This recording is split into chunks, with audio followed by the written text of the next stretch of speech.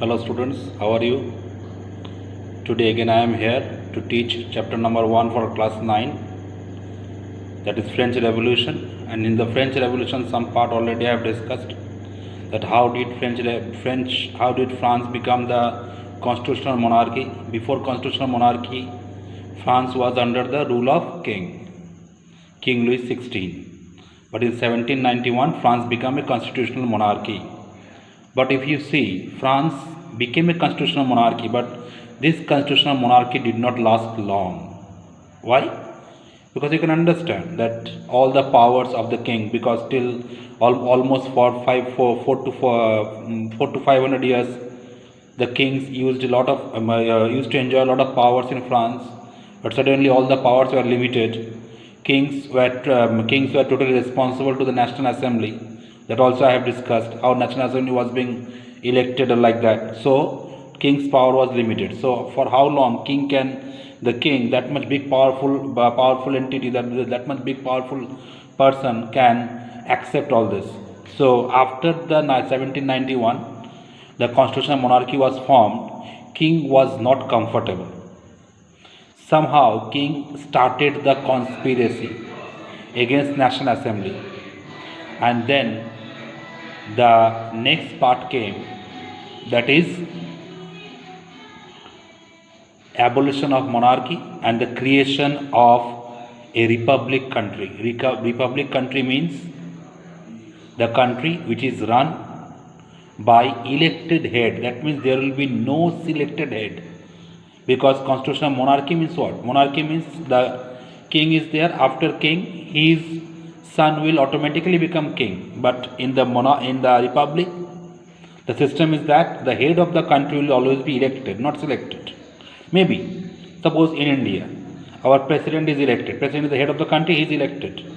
So president's son can become president, but he will have to face the election. If he is capable, the power can be given to him. So the head of the country will be elected, means the abolition of the post of king. So how did it happen? Why did it happen? Why did it happen? How did it happen? That we are going to discuss today.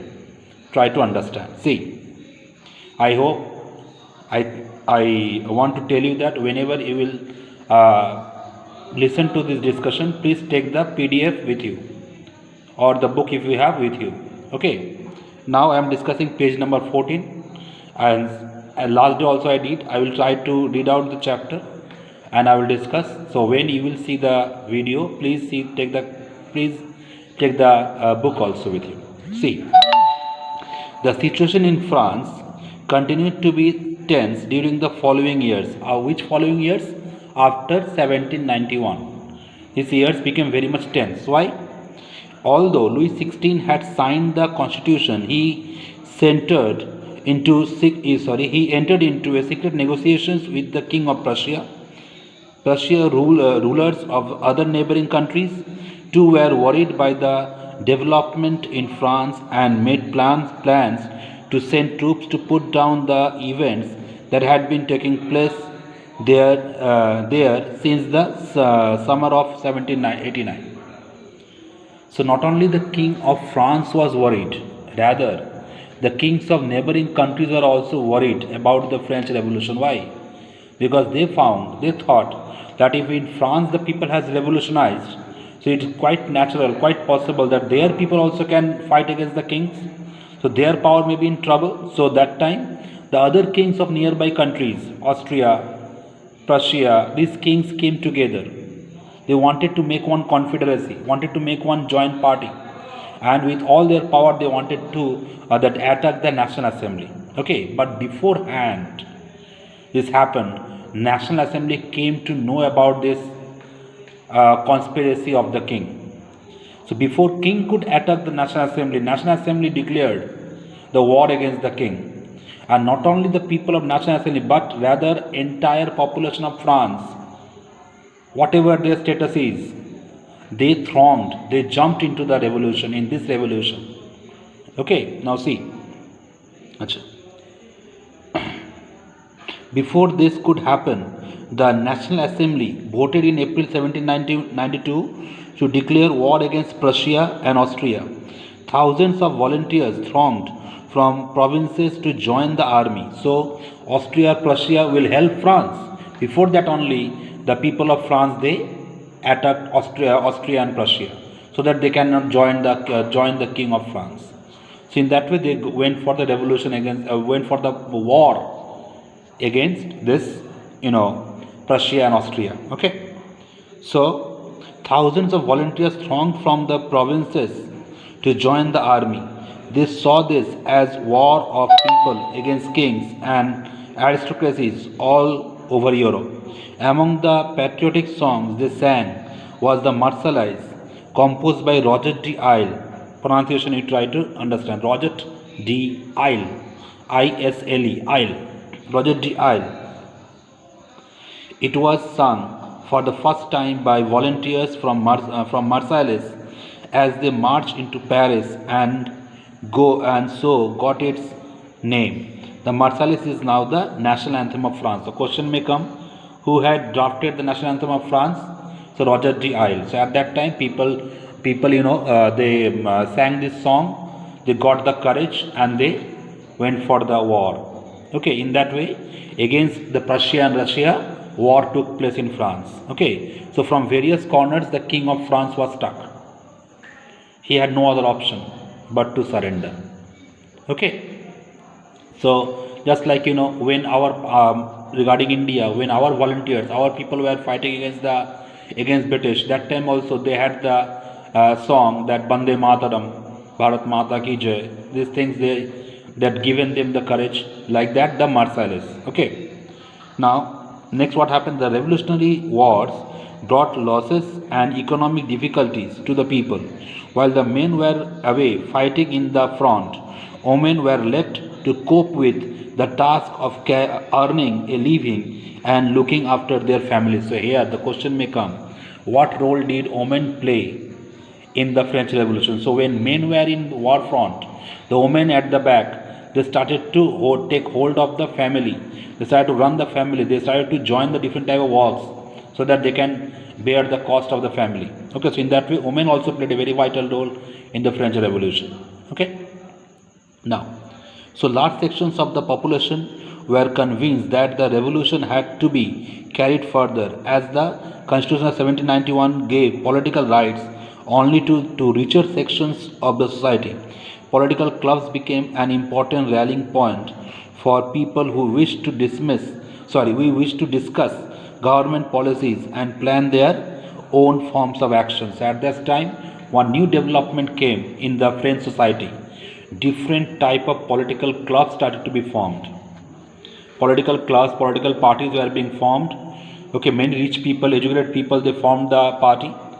Okay, the club or like that, and they started to make the plans, programs, how they could fight against this type of king or against this type of country.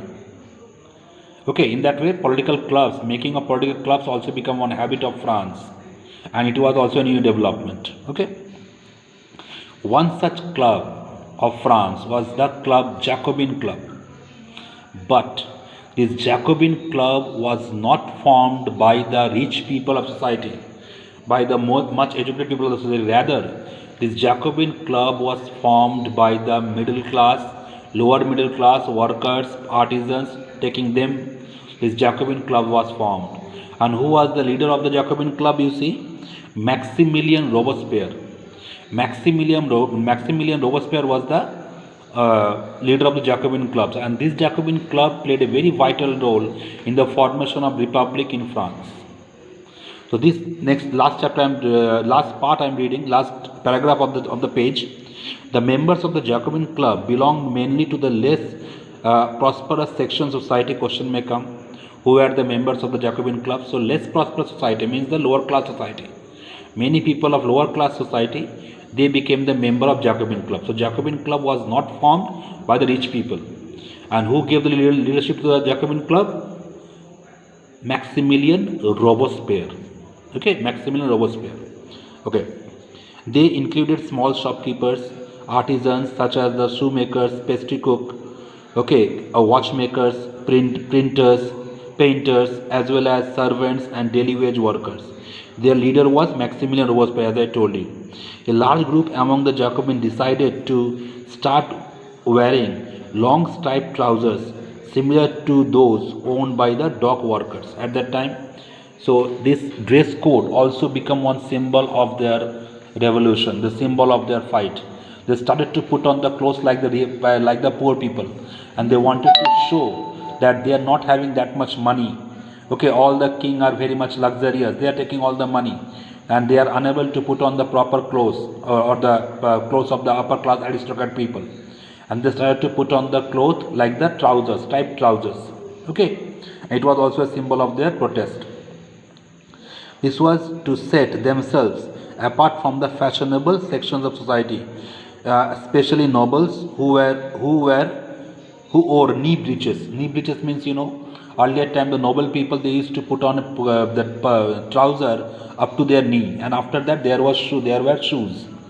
And the poor people, they were allowed to put on the clothes like the pajamas or like that. So the Jacobin people, they also took up their dress code as the way of their protest. So in that way, against the king, from various sides of society, protest came. And in this protest, Jacobin club that was formed by Maximilian Robespierre, and this club was formed taking the less prosperous section of society, played a very vital role. And they wanted to demolish the total kingship and wanted to establish a republic in the country. You see, next page. So was a very that I told you, these Jacobin came to be known as the sans-culottes, literally meaning those without knee breeches. So as they were putting on the pajama like striped pajama, so this particular term was being used, sans-culottes. The people, those who are wearing the pajamas, are not wearing the knee breeches. So sans-culottes, this name was being very much popular for the Jacobins.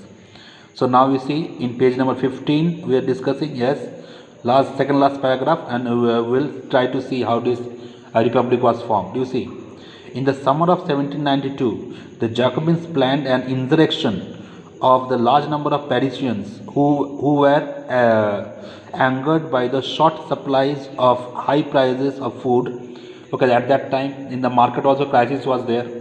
People were not getting proper food, people were not having their staple diet, the price was also going up. So that time this Jacobins, they thought that taking these people, those who are suffering, okay, they will make one group and they will attack the king. So last paragraph, they also went for the election. Jacobins also went for the election, and after election they formed one assembly. Its name was Convention. So earlier the National Assembly was the assembly of elected members. Now this National Assembly was renamed as Convention. So Convention was nothing but the National Assembly. Okay, but this National Assembly was formed by the elected members of the general people of the country. Earlier, as I told you, that the lower class of the country, they were not, the poor people were not having the power to give the vote or like that. So now this convention was formed, and the development was that all the people, all the male, those who are 25 years of age, they got the right to vote in that convention for the formation of the convention. See, on 21st September 1792, it abolished the monarchy and declared France a republic. So 21st September 1792, they totally demolished the kingship, they demolished the constitutional monarchy, and they declared that from now onwards France will be declared as the Republic of France. Means now on the top of the country, elected leader will be there. Okay, so in these things happened. So no hereditary monarchy. It is not that father is the monarch, so son will be monarch. So in that way the total system was gone, and total leadership went in the hand of Maximilian Robespierre. Okay, so Maximilian Robespierre was the first elected president of France after the National Assembly, after the monarchy. So now last paragraph, page number 16, second paragraph, you see, very important. Louis XVI was sentenced to death by a court on the charge of treason. Treason means conspiracy against the government, treason, On 21st January 1793, he was executed publicly at the place de la Concorde. There is a place called de la Concorde. In the de la Concorde, that king was hanged. King was guillotined. Guillotine is a device that was made by Dr. Guillotine. Okay, there were basically two poles. Okay, from the two poles there will be one in a blade, sharp blade. Okay, and the head of the person who is going to get punishment will put on the particular platform, and the blade will be released, and blade will come down and behead the person. So in that way, that in the guillotine the king was placed, and France became republic. And after a few days also, a king's wife, okay, Marie Antoinette, she also got the same punishment. In that way, from France, that monarchy was abolished and republic was formed. I think the matter is cleared. And in the republic, the total power went in the hand of Maximilien Robespierre. So in that way, Maximilien Robespierre came in the power of France in 1793. 1793, the king was killed. Okay, not 1792. Maximilien Robespierre came in power, but after the killing of king, Maximilien Robespierre hold the total power. And then a new regime that I will discuss next day, Reign of Terror. Very important part that started in France. So that I will discuss next day. I hope the matter is clear to you. Thank you. Good day.